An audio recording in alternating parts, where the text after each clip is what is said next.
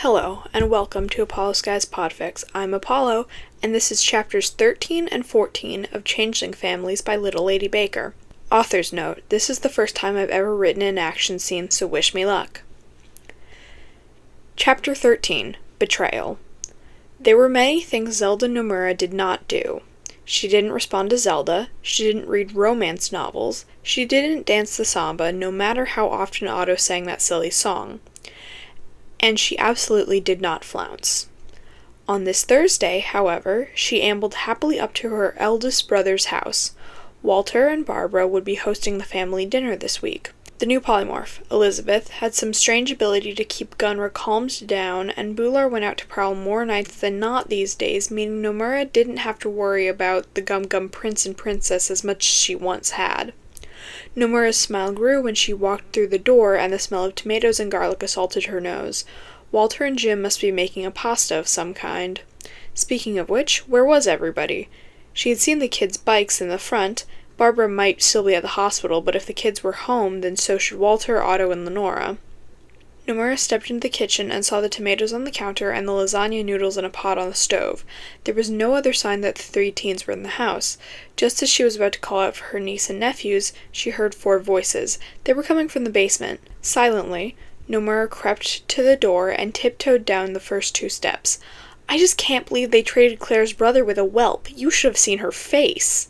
Nomura knew that was the voice of her only niece, Mary. She also knew that the kids weren't meant to know about the exchange with the Nunez kid. That meant Walter must have let it spill. What was troubling, however, was that the Nunez girl knew about the exchange. Mary, I think that may have been from the goblins trying to kill us." That was her oldest nephew, Jim. "Yeah, and they may have succeeded if Papa hadn't taught me how to control goblins." And Toby made three. "I still think it was foolish of you to invite her to Troll Market."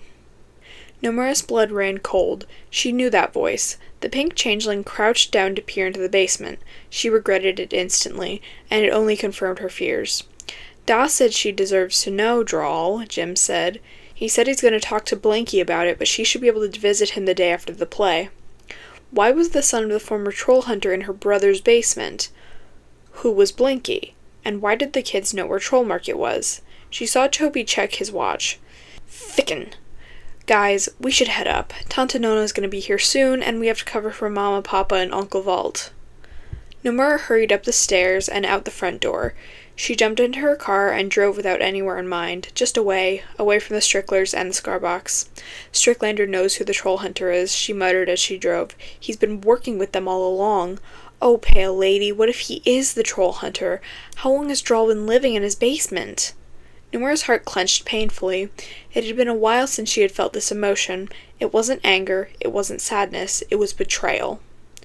Nomura drove all through the night, and just as the sun was rising over the mountains, somehow ended up at the museum. She lay her forehead on the steering wheel and sighed. Leaning back and rubbing her eyes, she made her way into the building. She knew what she had to do. "Dark Princess?" she called into the bridge room. "Impure." "I have discovered the identity of the troll hunter." Nomura shifted into her troll form and kneeled.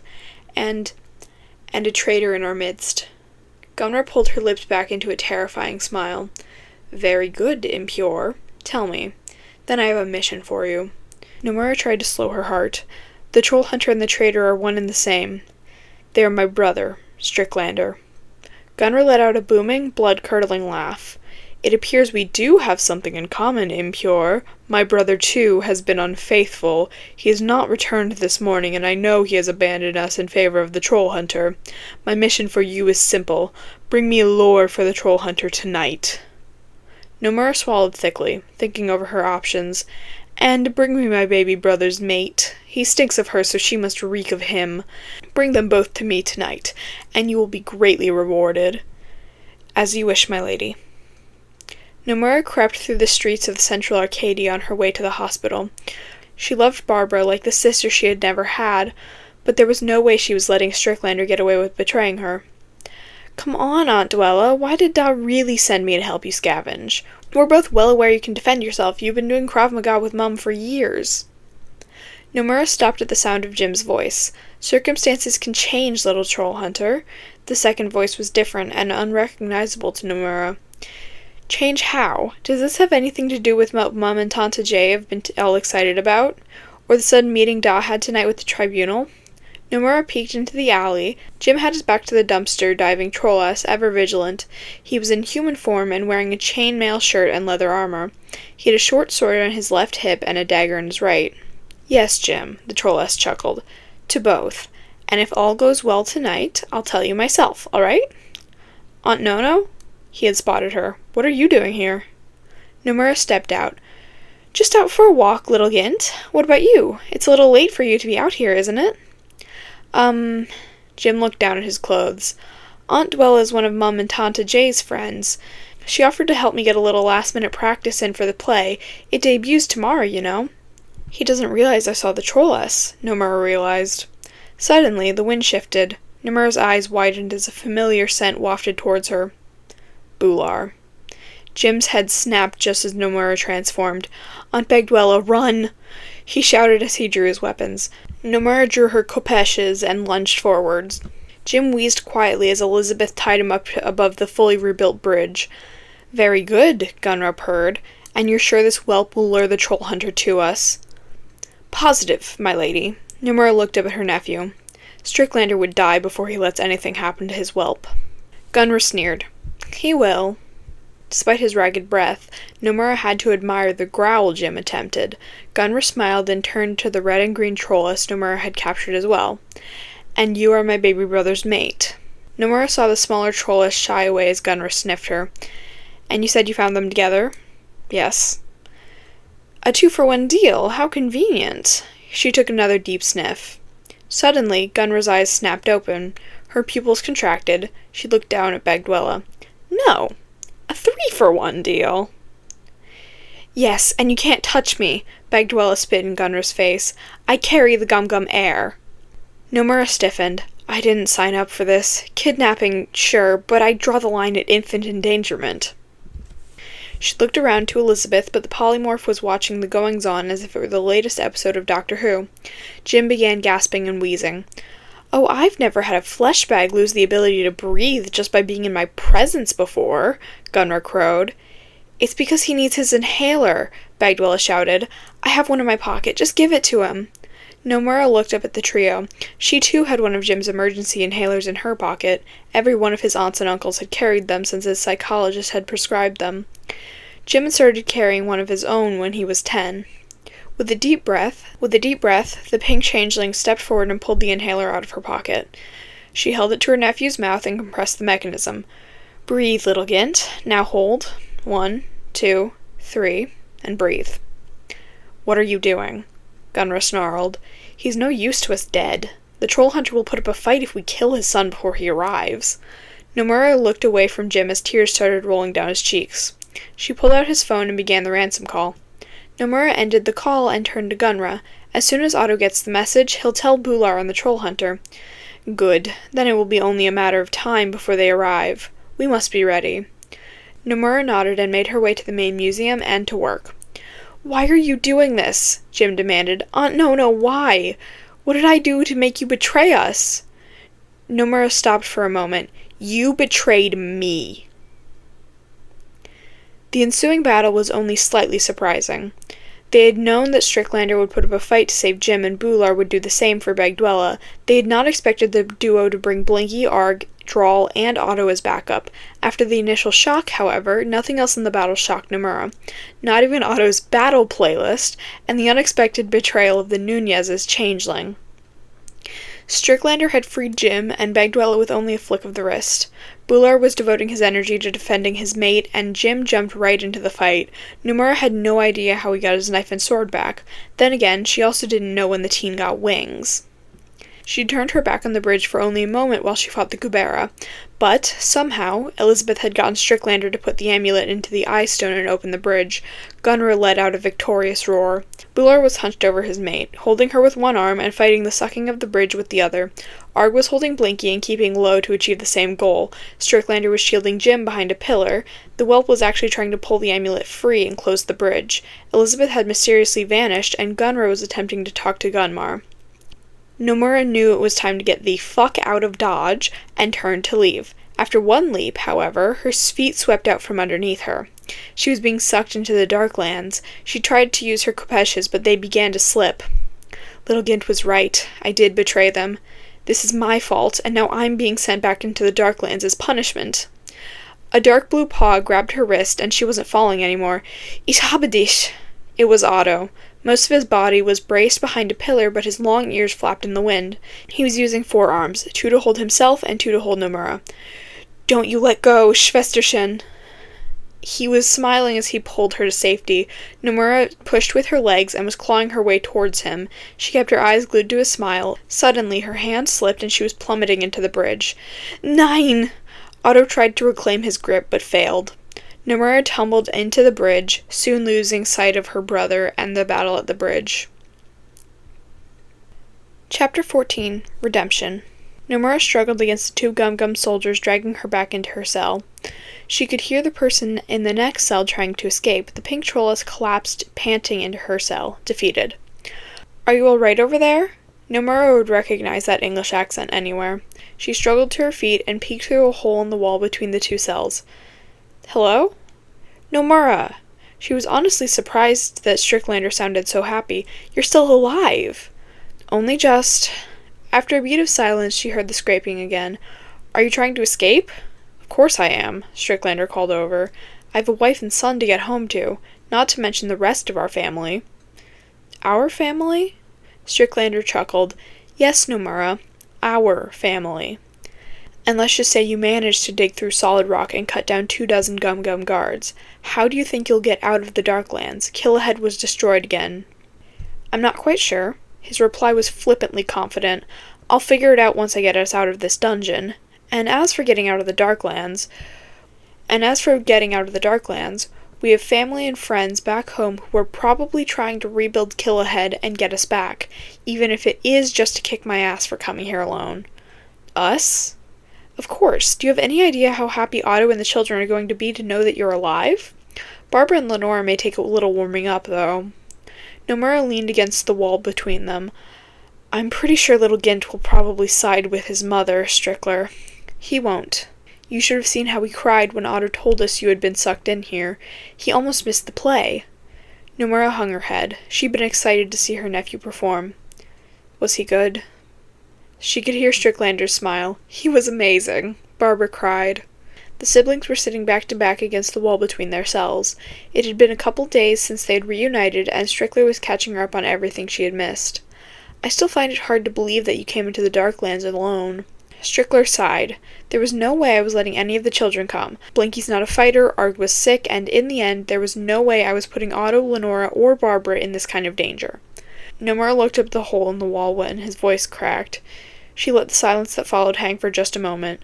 You left the... Don't, please. I don't want to think about how they both screamed. Nomura hung her head. After a moment, she stood and stuck her hand through the hole, feeling around for her brother. He took the offered hand. We'll get home, Nono, he promised. I don't know how yet, but we will. Nomura watched as her nephew and sister-in-law embraced Walter. The older changeling clung to his son and showered his wife with kisses. Barbaric. Nomura looked towards the voice and saw Draal standing beside her.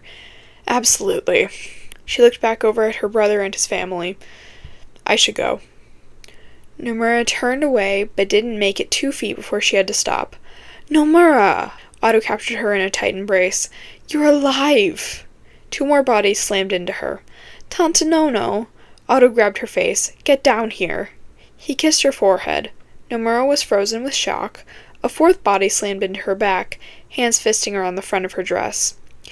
I told you they would be happy to see you, Walter called. Nomura stood stiff as a board. I have to go. Toby and Mary let go and looked up at her sadly. Otto put an arm around each of his children. The 4th person tightened their grip. Please don't go, Aunt Nono, Jim mumbled into her back. Nomura turned and held him at arm's length. How can you even look at me after what I did to you, and to your friend? I know you regret it, Jim replied. You gave me my inhaler, and I saw the look on your face when you found out about Aunt Dwella's baby. It may be small, cold, and dark, but you still have a heart. Nomura chuckled as tears pricked her eyes. But I almost got you all killed, and just because I was mad that your father lied to me. We already had this decision, No-No, Walter shouted. This is a choice for our little Gint, Nomura shouted back. And I choose to forgive you.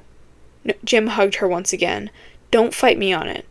You still have to earn back my trust, anyway. Nomura laughed. All right, but I do have to go. I have to try and find a place to stay. I doubt I'll still have an apartment after 3 months of not paying the rent.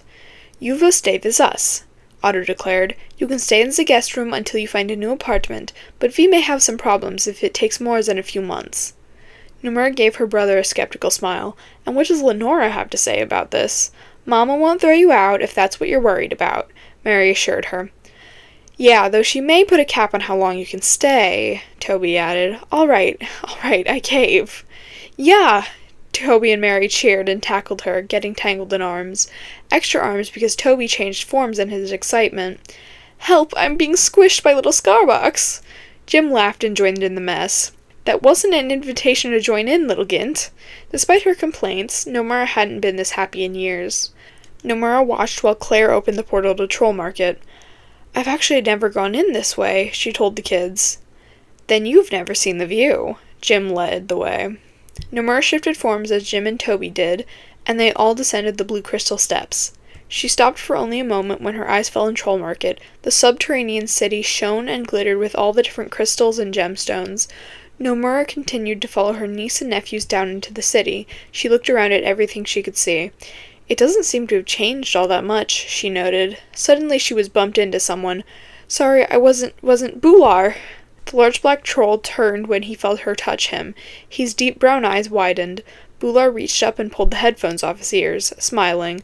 Nomura! Oh, right, the troll hunter and lady troll hunter mentioned you had escaped. I'm a little surprised you got out unscathed. Nomura's jaw dropped. There was no way this troll was the Gum-Gum prince she had feared for centuries. Bular laughed. You should see your face.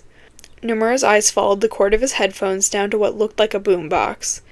Do you like it? Bular asked. The young troll hunters made it for me, and Otto made the tapes. Sweet bun. Bagdwella stepped out of the shop. Are you talking someone's horns off about your new toy? Nomura swallowed thickly as she and Bagdwella's eyes met. Bagdwella's baby bump was more prominent and was like salt in the wound that was Nomura's guilt. Bagdwella stepped behind Bular, eyes never leaving Nomura. Bular wrapped one arm around her shoulders and his tail around her waist.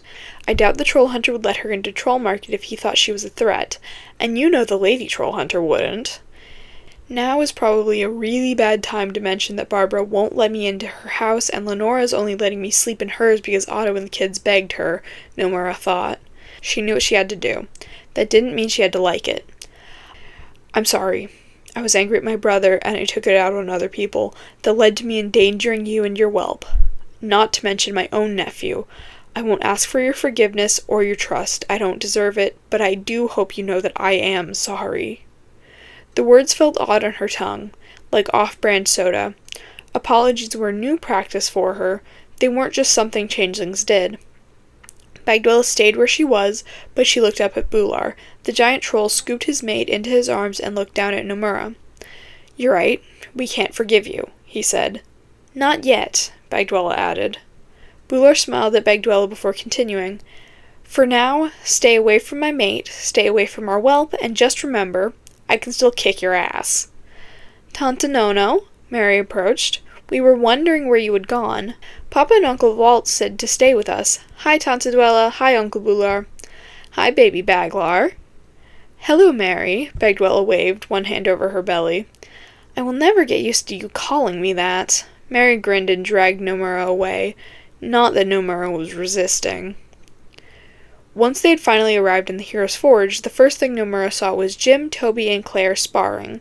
Then, on the moving equipment behind them, was Walt, Barbara, and Otto sparring.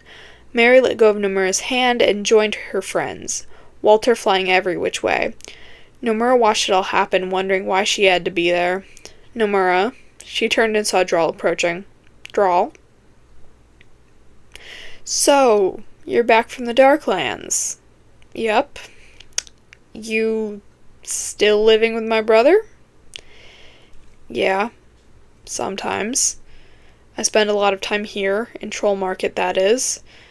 Not just in the forge. Oh. That's nice. Do, would you like to get glugs sometime? With me? Nomura stared at him. I could, fill you in on what you missed. Nomura continued to stare. Does Friday work? Yeah. Okay. Draal edged away. Nomura turned her attention back to the young troll hunters. Tante Nona's got a date! Tante Nona's got a date! Toby and Mary sang as they danced around the living room. First of all, it's not a date. Second, what are you two, 5? I have been sitting on 10 years of pent-up Nomura shipping, Mary squealed. Let me have a little fun. Nomura groaned. We are not getting back together. I promised myself that decades ago. I've seen denial, Lenora called from the dining room where she was grading tests. It looks better in Egypt, Nomura. Please stay out of this, Lenora. I shan't. Nomura shifted forms as she made her way down the crystal steps to Troll Market. Mary and Lenora had designed the black dress to look good on both her human and troll bodies. Then they guilt-tripped her into wearing it tonight. Now her heart beat wildly in her chest. This is not a date, it's not a date, just 2 old friends getting a drink and catching up. Absolutely not a date. So why are you so nervous? Shut up, Inner Me. She finally made it to the pub in Troll Market and looked around for Draal. He was sitting at a table in the corner. Taking a deep breath, Nomura made her way over. Otto opened an eye when he heard the front door close. You were out later than I expected. Nomura froze in the archway. Otto didn't straighten up from where he sat on the sofa, his feet on the coffee table, Lenora's feet in his lap, and the telly playing the main menu of X-Men. Lenora was still asleep. I'm an adult. I can stay out as late as I want. Nomura defended, heading to her room. Otto opened his other eye. You're a bad influence on my Bärchen und my Prinzessin. Lenora shifted. Otto? Go back to sleep, Saubermaus. Our eldest is home now. He rubbed her feet gently. I heard that, Nomura hissed. That is the end of chapter 14, and here are the translations for the German words and phrases used in the past 2 chapters. Ficken means fuck. Ich habe dich means I have you. Schwesterchen means little sister. Bärchen means little bear. Prinzessin means princess. And Saubermaus means magic mouse. Please do go leave a comment and kudos on the original fic if you did enjoy this.